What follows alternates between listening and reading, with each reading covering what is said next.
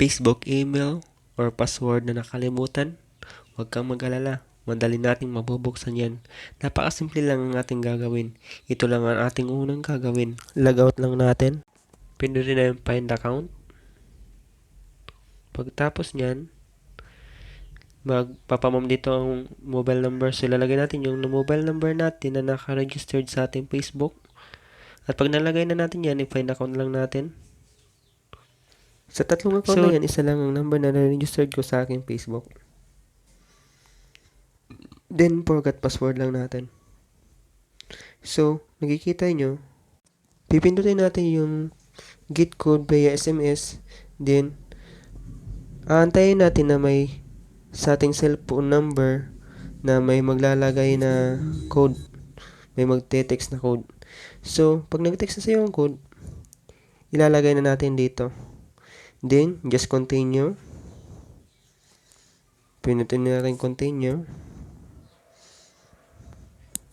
Then, pagkatapos nyan, gagawa tayo ng bagong password. So, pagkatapos natin magawa ng password, antayin na natin.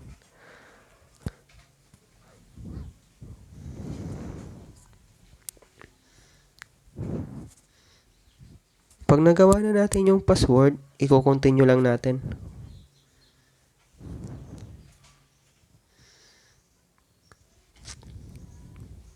At pag continue natin, open the Facebook app. Then allow. Then save. Then skip mo na lang para ma-open mo. Yan na-skip na. Open na natin Facebook. Then continue English. Then yan, na-open na natin. Ganun, napakasimple lang. Madali lang. Kaya sundan nyo lang po. Napakadali.